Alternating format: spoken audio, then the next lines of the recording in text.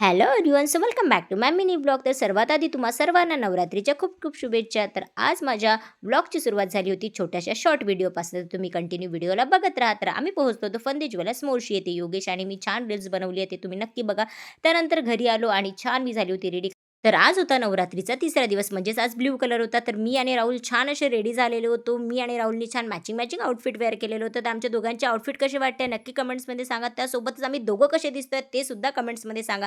तर मी हा जो आउटफिट वेअर केलेला अगदी वेळेवर मी रेडी केलेला हा आउटफिट.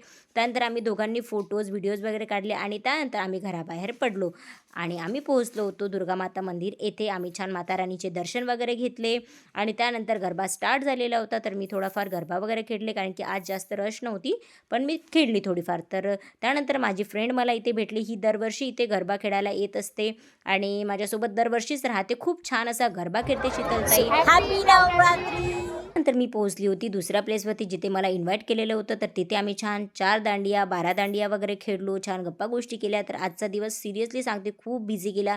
तर तुम्हाला ब्लॉग कसा वाटला नक्की कमेंट्समध्ये सांगा. भेटूया नेक्स्ट ब्लॉगमध्ये. So bye bye, lots of love.